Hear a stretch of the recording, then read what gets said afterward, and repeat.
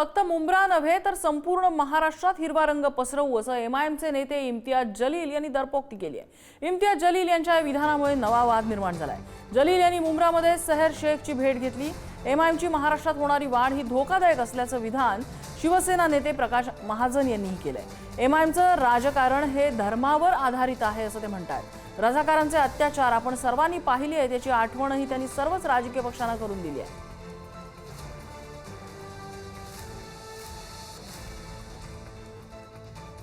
आपने notice issue किए हैं और मैं एक मर्तबा आप सुन लीजिएगा, हमारी ये जो बच्ची चुनकर आई है शहर, उसके स्टेटमेंट से हम कतई किनारा नहीं कर रहे हैं, बिल्कुल नहीं कर रहे हैं। हम पूरी तरह से पूरी मजबूती के साथ मजलिस इत्तेहाद और मुस्लिमीन एक बार फिर से कहकर जा रहे हैं कि सिर्फ मुंब्रा की क्या बात कर रहे हैं तुम। आने वाले वक्त के अंदर हम महाराष्ट्र के अंदर हम अच्छा खासा हरे रंग को फैलाएंगे। हे पहा, एमआयएमची वाढ अशा पद्धतीनं महाराष्ट्रात होणं हे अत्यंत धोकेदायक आहे। सगळ्या पक्षांनी हा विचार केला पाहिजे। एकटा शिवसेना, एकटा भारतीय जनता पक्ष, एकटा उभाटा नाही, कारण यांचं राजकारणच धर्मावर आधारित आहे। आपण सगळ्यांनी म्हणजे तुम्ही सुद्धा मराठवाड्यातले आहात, आपण रजाकारांचे अत्याचार पाहिले आहेत। त्या कोण मुलगी त्या मुंब्र्यामधली ती सरळ जर म्हणते की आम्ही सगळा हिरवा करू, या पद्धतीचं राजकारणाचा सगळ्यांनी गांभीर्याने विचार केला पाहिजे, मला असं वाटतं। आणि सध्या याच संदर्भात बोलण्यासाठी आपल्यासोबत भाजपचे माध्यम प्रमुख आणि नवनिर्वाचित नगरसेवक नवनाथ बन आहेत। नवनाथजी, अशा प्रकारे सहर शेख यांचं वक्तव्य पुढे येणं आणि त्याचीच पुढे इम्तियाज जलील यांच्यासारख्या त्यांच्याच पक्षातल्या ज्येष्ठ नेत्यांनी आणि माजी खासदारांनी ओढणं, भाजप कसं बघतंय या सगळ्याकडे?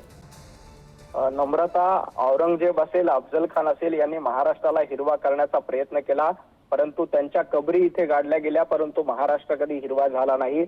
हा छत्रपती शिवाजी महाराजांच्या विचारांचा महाराष्ट्र आहे, हा भगवा महाराष्ट्र आहे। अशा पद्धतीने एमआयएमने प्रयत्न केले तरी हा महाराष्ट्र छत्रपती शिवाजी महाराजांचा भगवा महाराष्ट्र राहील। एमआयएमची ताकद नाहीये की महाराष्ट्रामध्ये अशा पद्धतीनं हिरवं करण्याचं। या ठिकाणी औरंगजेब असेल, अफजल खान असेल यांनी देखील अशाच पद्धतीचे प्रयत्न केले होते।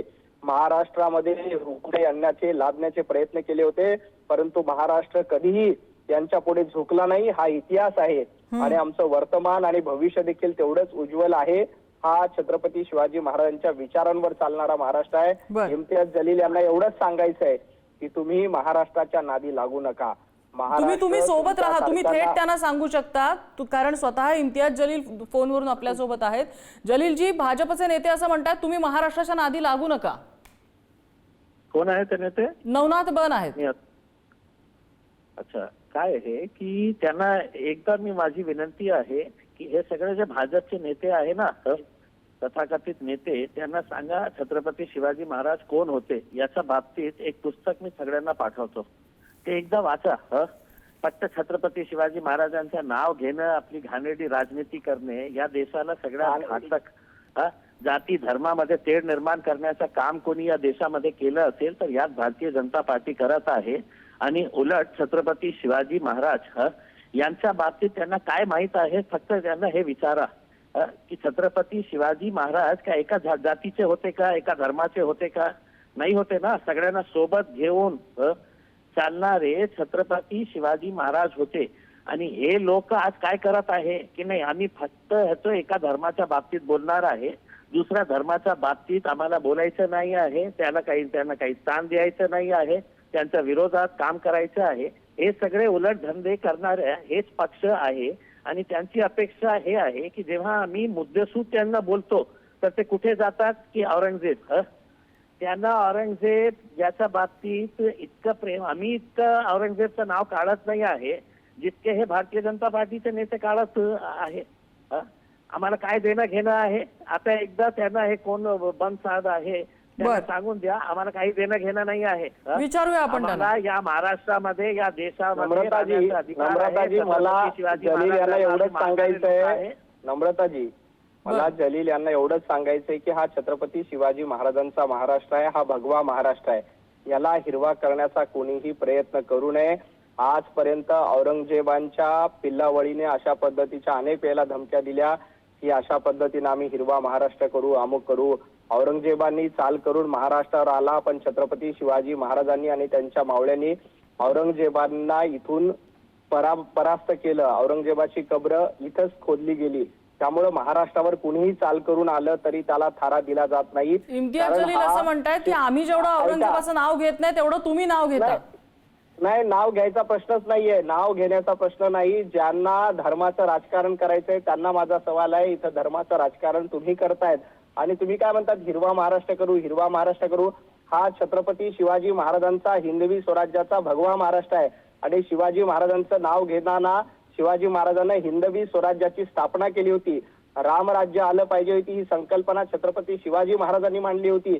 इम्तियाज जलील यांनी छत्रपती शिवाजी महाराजांचं नाव घेण्याच्या आधी त्यांचा इतिहास वाचला पाहिजे, कारण शिवाजी महाराजांनी हिंदवी स्वराज्य स्थापन केलं होतं आणि तेच हिंदवी स्वराज्य पुढे नेण्याचं काम भारतीय जनता पार्टीच्या माध्यमातून केलं जातंय. इम्तियाज जलील मुंबऱ्यामध्ये येऊन सांगतायत की अशा पद्धतीने आम्ही हिरवा महाराष्ट्र करू, संपूर्ण महाराष्ट्र हिरवा करू. अशा पद्धतीनं कुणीही किती धमक्या दिल्या तरी हे लोकशाहीचं राज्य आहे, लोकांचं राज्य आहे. लोक ज्याला निवडून देतील त्याचंच राज्य या देशामध्ये आणि राज्यामध्ये येणार आहे. पंतप्रधान नरेंद्र मोदी जे असतील की देवेंद्रजी फडणवीस साहेब असतील, हे लोकांची सातत्यानं सेवा करतात, जनतेतून निवडून येतात आणि छत्रपती शिवाजी महाराजांचा वारसा, त्यांचे विचार पुढे नेण्याचं काम करतायत. अशा पद्धतीनं कुणीही यायचं आणि महाराष्ट्र हिरवा करून टाकू, आपण महाराष्ट्र जलील हिरवा यांना करून विचारूया त्यांना टाकू. याबद्दल काय वाटतं? हे जर बोलणार असतील, जलीलजी ते असं तर म्हणतात की महाराष्ट्र शिवाजी कधीही- महाराजांची ज्याचा उल्लेख महाराष्ट्र तुम्ही केला कधीही त्यांचं यांच्या राज्य पुढे त्यांचे विचार झुकणार आम्ही पुढे नाही. नेतोय असं ते म्हणतात. नम्रताजी, औरंगजेबाचा अजेंडा जे राबवतायत त्यांना महाराष्ट्राबद्दल बोलण्याचा अधिकार नाही. जलीलजी मला काय देणं घेणं आहे त्यांना ऐकू येतं का? की त्यांना सांगा की आम्हाला काही देणं घेणं नाही आहे. औरंगजेब काय केलं, औरंगजेब गेले मेले संपले ना आता. आता किती वर्ष तुम्ही याच नावाने आपली राजनीती करणार आहे. पण हे महाराष्ट्र हिरवा करायचा आहे म्हणजे नेमकं करायचं काय आहे तुम्हाला? ज्या प्रकारे एकनाथ शिंदे साहेब आणि देवेंद्र फडणवीस साहेबांनी माझ्या शहरामध्ये पूर्ण मोठे मोठे होर्डिंग्स लावलेले आहे की आम्ही संभाजीनगरला भगवाकरण केले,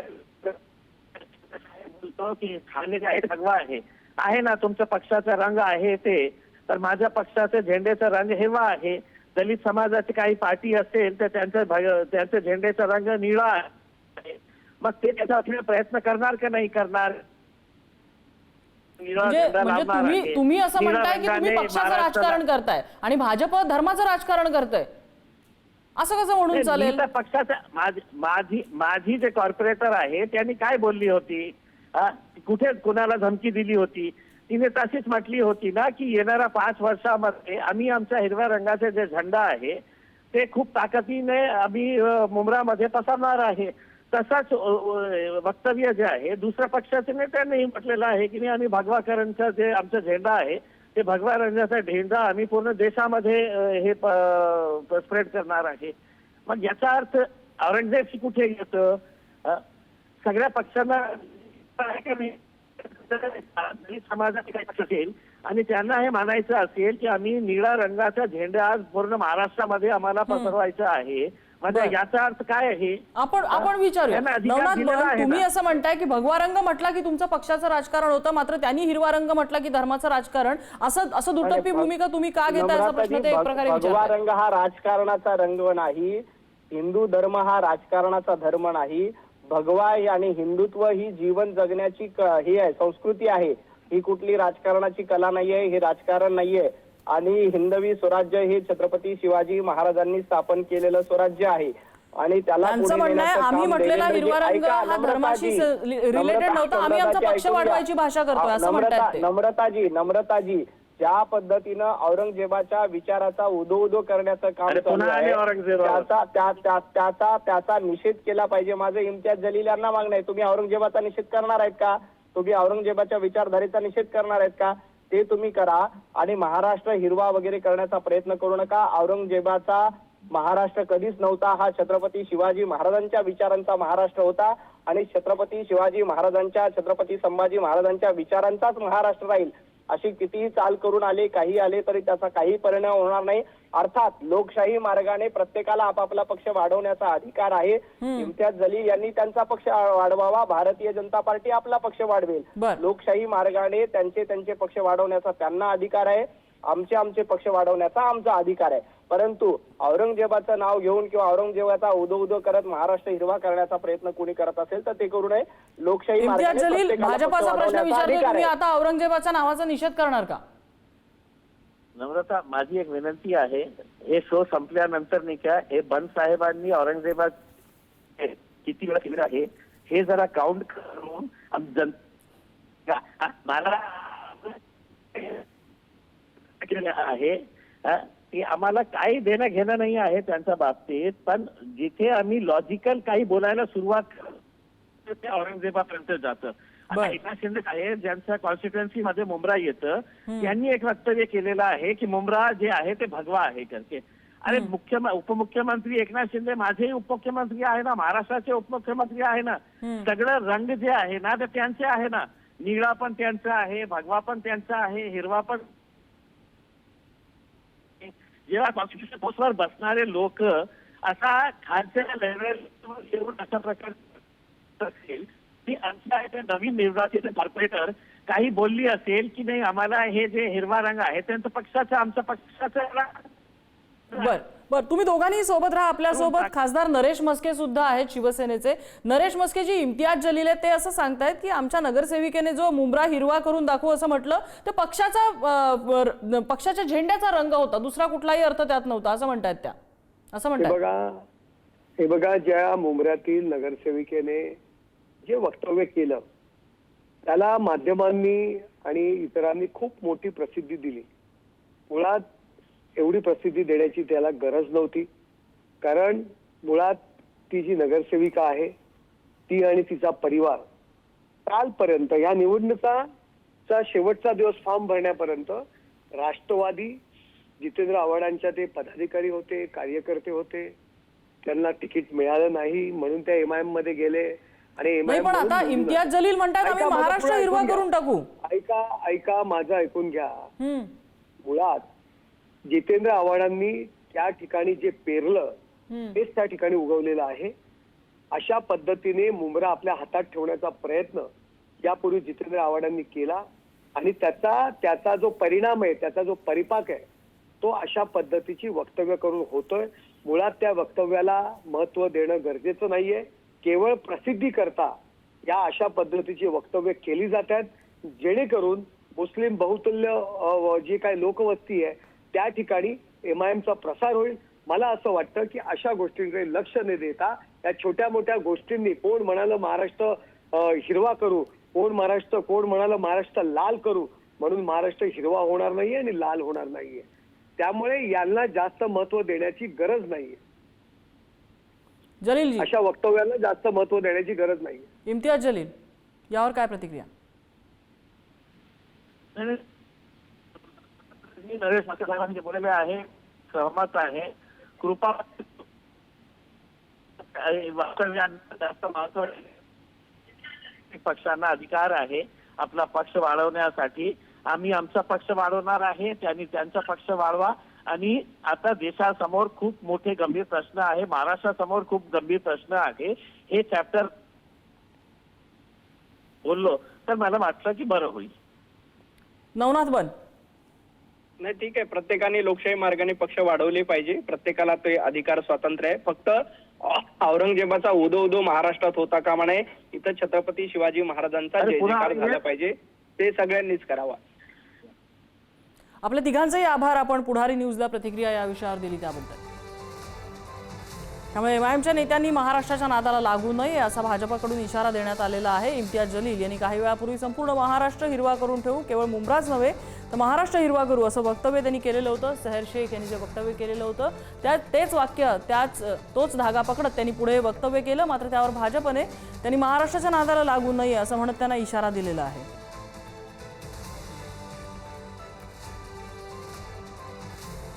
तर आम्ही आमच्या पक्षाच्या रंगाबाबत बोलत होतो, आमच्या पक्षाचा झेंडा हिरवा रंगाचा आहे, आम्ही त्याबाबत बोलत होतो असं इम्तियाज जलील यांनी यावर स्पष्टीकरण दिलंय.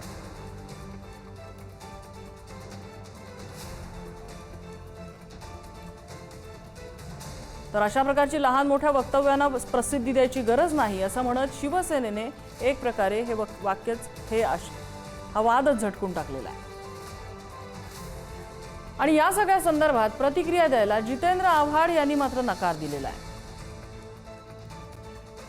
जितेंद्र आव्हाड यांनी जे या भागामध्ये त्यांचं नाव घेत त्यांना चिथावणी देण्यात आलेली होती, याच नगरसेविका सेहर शेख यांनी त्यांचं नाव घेत त्यांना चिथावणी द्यायचा प्रयत्न केलेला होता, तर जितेंद्र आव्हाडांनी मात्र या ठिकाणी कुठलीही प्रतिक्रिया द्यायला नकार दिलाय।